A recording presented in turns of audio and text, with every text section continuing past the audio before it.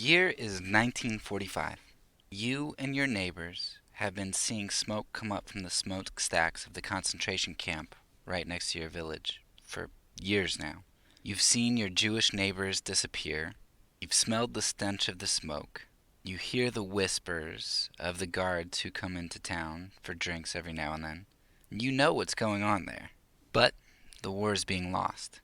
And as the Allies push forward and begin to liberate, you see the German army flee the concentration camp. You and a neighbor who is also a Jewish sympathizer, you go up to the camp as the guards are starting to leave. When you get there, you look around for a bit, and eventually you see this lone guard forcing people into a gas chamber. You see a gun on the ground, a gun one of the fleeing guards must have dropped as he was running away, and you pick it up. You look down the sights, but you just can't shoot. Your friend quickly takes the gun from you and quickly kills the guard before the guard can flip the switch to exterminate all those who are in the gas chamber. You're disappointed in yourself that you couldn't pull the trigger, and you're happy that your friend could. Many lives were saved that day. Alright, so if we address the morality of that situation right there, what was good and what was bad? Was it good that somebody killed the guard and saved a lot of lives? Was it bad that the other neighbor didn't shoot? Like, was he wrong for not killing the German guard? Should he have been braver and more courageous to do the right thing, to kill the guard, to save lives? Or would the right thing to do have been to not kill at all? So I want to take a look at that question today. We will definitely come back to this story. But for now, welcome back to the Fourth Way podcast as we continue to take a look at rebuttals to nonviolence. In this episode, we are going to look at the principle of what it means to do good. As James says, if we know to do good and don't do it, then it's a sin. A lot of times people focus on doing wrong actions. If you lie, that's a sin. If you murder, that's a sin. Doing wrong things are sins. But James, as well as lots of other books, Micah, Job, you name it, talk about this idea of positive justice, that good and right isn't just the avoidance of doing bad things, but it's also the doing of good things. As it pertains to nonviolence, the argument goes somewhat like this. If we see someone in danger who we are able to help, then we are sinning if we don't help. I think perhaps St. Cyril can help us to see this example a little bit more clearly as he deals with some people who are coming to him and asking him about the morality of joining the army. Now keep in mind, we already talked about the early church and what they thought about joining the army and doing violence. And as you'll be able to tell from this quote, Cyril comes a bit later in the story, and so he was, in my opinion, socialized by his environment. But anyway, Cyril responded to these individuals, and he said, "If 2 commandments were written in one law and given to men for fulfilling, which man would be a better follower of the law, the one who fulfilled 1 commandment, or the one who fulfilled both?" Well, of course, the individuals who responded to Cyril said, well, the person who fulfills both is obviously better. So Cyril continued, "Christ our God commands us to pray to God for those who persecute us, and even do good to them. But he also said to us, Greater love hath no man than this, that a man lay down his life for his friends. That is why we bear the insults that our enemies cast at us individually, and why we pray to God for them. However, as a society we defend one another and lay down our lives so that the enemy would not enslave our brethren, would not enslave their souls with their bodies, and would not destroy them in both body and soul." So what is St. Cyril exactly saying? He's saying that we are supposed to love our enemies, but we're also supposed to help our friends. And so if our enemies are torturing or seeking the harm of our friends, then I can still pray for my enemies and have goodwill towards them, but that can't negate me doing something tangibly to help my friends, to save them. So that means I'll pray for my enemies and kill them to prevent them from harming my friends. In Cyril's mind, he is accomplishing two goods. He is loving enemies and he is helping friends. He's loving friends. Now, I have to admit that when I first saw Cyril's argument, it kind of threw me back because I think anytime you see a ancient church father quote, it's kind of intimidating. And it sounded really smart, like the way that it was set up.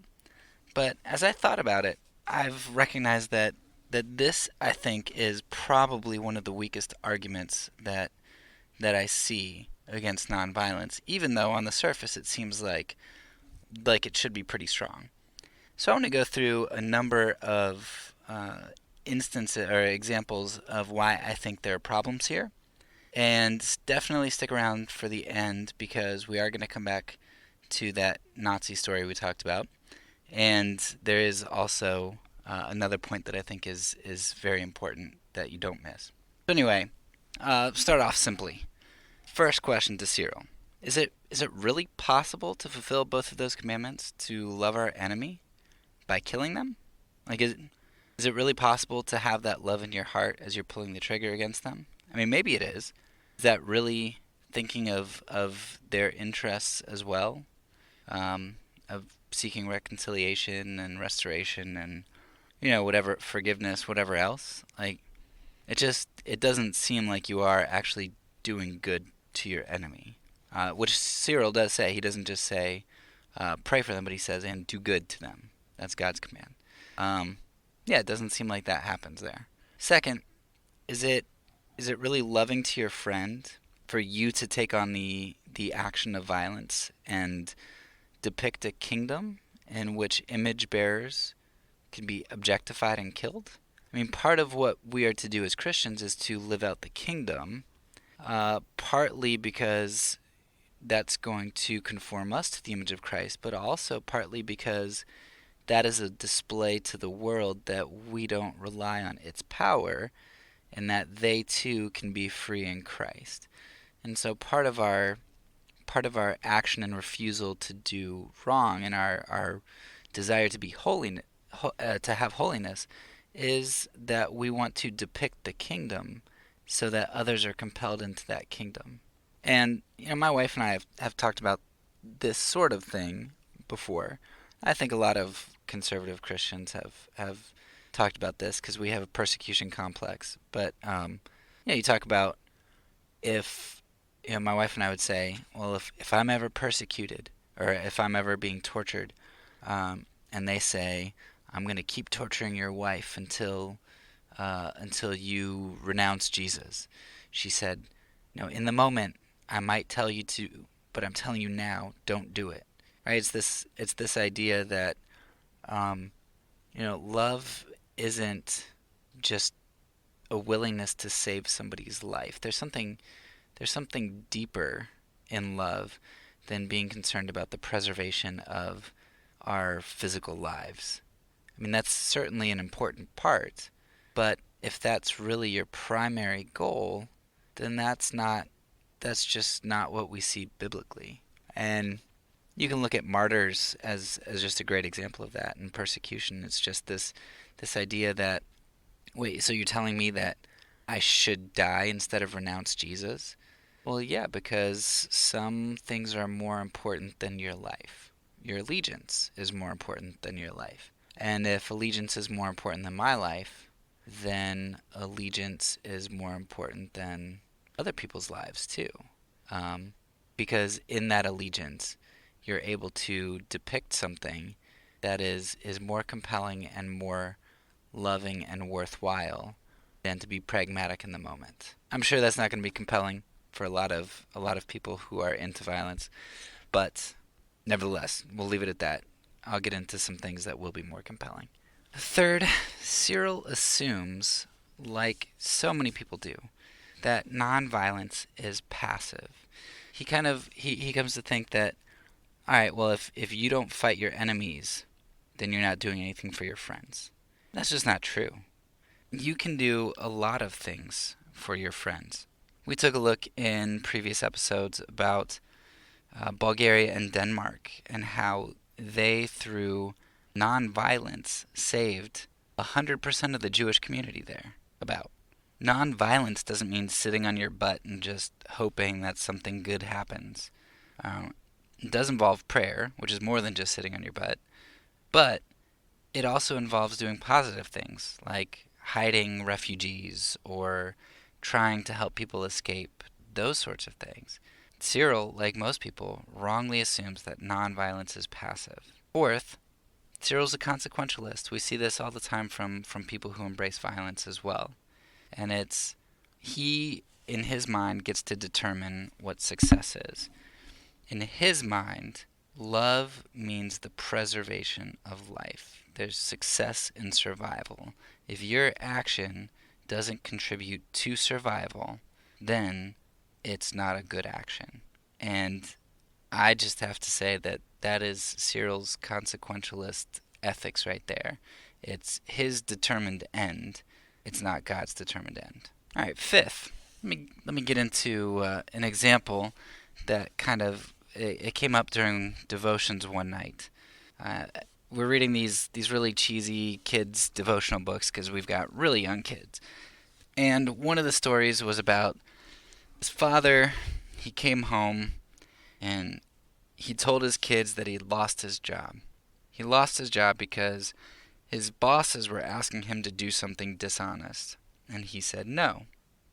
The father refused to lie to keep his job in order to support his family, right? So he did the right thing. He told the truth. But that means that something bad happened. He can't support his family. Now let's take a look at Cyril's equation here, right? He talks about doing two things. So here's what I think Cyril does. I think he somewhat equivocates. So we can kind of change this around. So right now we're saying it's not right to lie in order to support your family. Now supporting your family is a good thing, and in fact the Bible says that you'd better support your family. That's very important. You need to be responsible for your family. So that is a good thing. But to lie is a bad thing.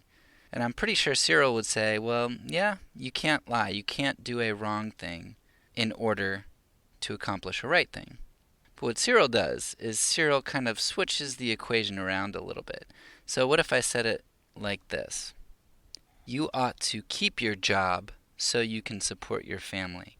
So instead of saying lie, which is the means to getting a good job, or to keeping your good job in order to support your family, I replace lie with keep your job.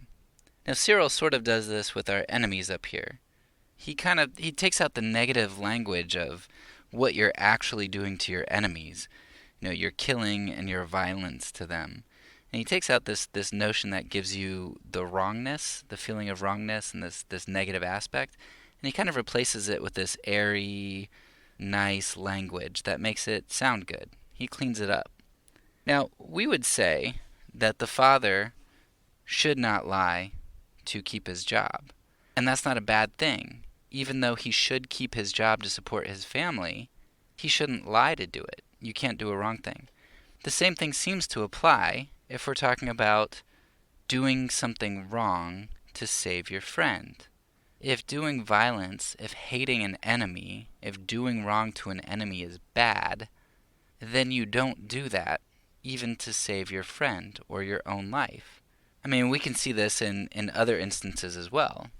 Like, we can empathize with somebody who, let's say that family lost their job and they can't eat. And so the mother thinks, or the teenage daughter thinks, well, now I need to become a prostitute to feed my family because even though being a prostitute is bad, feeding my family is good. And we would say, no, that as a Christian, that's not right. I can't do that. And I would suffer malnutrition, whatever I need to suffer, instead of doing the wrong thing to accomplish a right thing. And we see that with things like prostitution, because we can't imagine that would ever happen to us. We say, nah, that's inexcusable. But, our friend's in trouble, especially in the States where we've got gun laws where we can shoot people and carry guns. I could see myself potentially being in a situation where I would have the opportunity to save somebody's life. And we recognize that doing a wrong to accomplish good is not valid in other places, but we don't recognize that here. And part of that's because Cyril changes around the way that the positives and negatives sound, and the other part of it's just that we're good at kind of categorizing things in ways that make it easier for us to accept. All right, sixth point, and this is where things get good. Now, I have a really hard time with this sort of objection from people because they don't really understand the implications of what they're saying. They're saying, if I have the power to stop somebody from doing evil in order to save somebody's life, or even, let's say there's a child rapist or something like that who's about to be doing something that he shouldn't be doing, kidnapping or something sexual. They'd say, no, shoot that guy. Take care of him. Right? If you have the power to do that, you should do that. That is good, and to not do it is evil. Well, the problem with that is you can't forget that we serve an omnipotent God, right? And if I let that child rapist go, so does God. If I let that murderer or torturer continue with his act, so does God. Now, God more than me is capable of stopping those things, but he doesn't. Every evil thing that happens, God can stop, but he doesn't. And so to tell me that I am responsible to kill somebody or to do violence to somebody in order to protect somebody else is just ludicrous, because then we're condemning God. It seems pretty obvious to me that since God lets so many of these things go, that there is some other ethic in play besides doing what seems immediately effective and comfortable and best and good and non-traumatic, doing that right now. If God can let those things go, I can let those things go if I am adhering to his ethic. Just like the father who says, I don't have to lie to keep my job to support my family. I might not be able to support my family, but we can endure that because doing the right thing is more powerful and better and faithful. Doing the right thing does not mean that it leads to better results. It means that it's faithful, and oftentimes faithfulness means that there is suffering. So, St. Cyril here, if he wants to accuse those who refuse to do good, to do two goods, then he's going to have to lump God in there with that. And that is just not going to work out well for any Christian. All right, now maybe you want to dismiss all of those things that I just said, and maybe you think you have a good retort to getting God out of the accusation that he fails to do good. Maybe you got something great. So let me pull out the last little bit here that I think isn't as powerful as pointing out how most people accuse God of evil in this argument, but it might be more powerful because it's going to resonate from within inside of you instead of philosophically outside of you. So let's return to the Nazi example we gave at the beginning. I'm hoping that I can use that to show you that this idea of doing violence to others in order to bring about good is just unlivable and wrong, and we know it intuitively, like we just know it, and we prove it. And I'm going to hope that I can prove that to you. So let's return to the Nazi example, the Holocaust example. But now we are going to be set in 2019. So we're set right now, this year. You're probably familiar, especially if you're a conservative Christian, you're probably familiar with this idea that abortion is a modern-day Holocaust. And I agree with that because I think abortion takes human life, valuable human life, and we do it in numbers that are just astronomical. Now, the interesting thing about this is most of us drive by, or many of us drive by abortion clinics every now and then. Some of us probably every day on our way to work. We don't do anything of substance to intervene. Electing a president every 4 years so he can nominate Supreme Court justices is not having an immediate concern for the individuals who are being murdered, right? I mean, that doesn't count. That's not of substance. Now, at the same time, while we fail to do anything significant to intervene, we condemn people who use violence against abortion doctors and against the abortion clinics, right? Even though they're fulfilling Cyril's criteria, they are doing good to the victims, and at the same time, if they're church-going people, they're probably praying for people too, right? Praying for the theoretically, you can have somebody who prays for the abortion doctors and sees that they're continuing in their ways and says, "I have to stop this." Goes, bombs an abortion clinic, shoots a doctor, and right there's Cyril's criteria right there. That's our notion that somebody's doing good because they're preventing the commission of violence against innocents. Problem with this here is that the majority of those who aren't pacifists approve the Nazi killing. However, hardly anyone approves the killing of abortion doctors. I don't know anybody, for as conservative as my group is, I do not know anybody who would say that it is morally justified to go and kill an abortion doctor. Now, I know people who might be kind of happy about it, like, well, he got what was coming to him. But I don't know anybody who would be willing to say that that was right of somebody to do. But in the Nazi example, I grew up watching all sorts of World War II movies, like The Dirty Dozen and Saving Private Ryan. And I loved it when the Nazis got killed. And it was just awesome. Like, what justice. I wish I could pull the trigger.